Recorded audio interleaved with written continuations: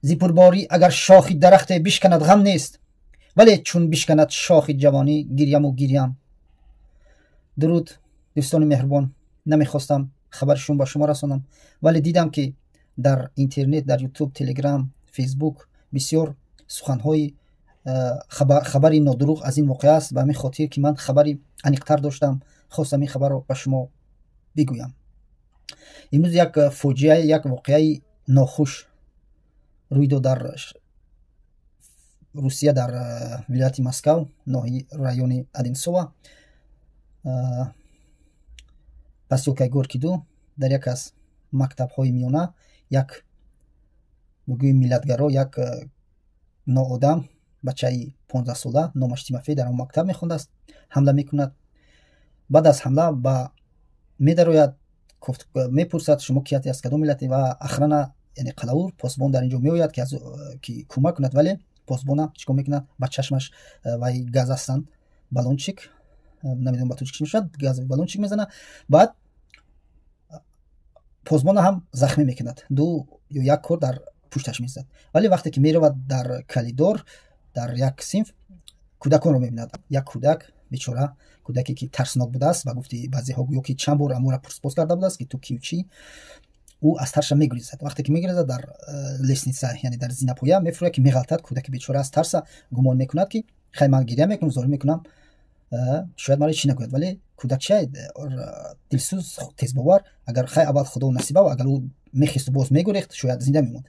و یک بختی اون معلمه و دیگر طلبه همین بود که وقتی که این کودک از ترس میگریزد، آنها زنده میمونند. و چی کارو میکرد این با خدا معلوم، چون که چند روز این پسر بچه تیموفی به درس ناماده بود است و با کدام سکته های اون که ملتگرایانه از آنها خبرهای بد گرفته است و با این سرش شستشوی کنه، با این راه قدم زده است. یعنی با مانند که خیلی که جوانای ما را سرش شستشوی میکنن و چیکار میکنن، دست با اما معلوم چند سال پیش با سوریه، با افغانستان، با دیگر دولت‌ها میروند تا اینکه یعنی آدمای گد، یعنی ملتگرایی و فاشیستا و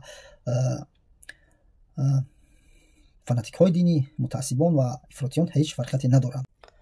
هرگز نخلیده بر کف پای تو خوره، آزردگی سینه افگار چی دانی؟ شب تا بس هر خفته به خلوتگه نازی، بیخوابی این دیده بیدار چی دانی؟ بله برادران، و بعد من در این نوار امروزه میخواستم چند فکت از قابل جان را بگویم. وقتی که ما در نوار میبینیم دو برادر هستند، یعنی یک فربه کلانتر، بزبله و قوت، و یک خرابتر. اون بچه‌ای که بزبله و پهلوانتر بود، اون است قابل جان، اون دیگری برادرش است. و در نوار وقتی که گریه میکند زن، این زن کی است؟ خاله قابل جان، نه مادرش. و برادران عزیز، سیوم فکتی که از قابل جان بود، سیوم کاری که وای کرد و دلیل است، او قهرمانی او است. و این سخنها رو من از خودم نه، از کودکانی که در اون مکتب میخونند و من با پدری آنها هم صحبت شدم. وقتی که کامل جان این قاتل میبید، معلمش رو میگوید که من حاضر میگریزم تا اینکه این از خفای من بدود. ولی شوربختانه، بدبختانه در زینپویا پیشپا خورد و خود را یعنی قربانی کرد تا که دیگرها زنده مانند.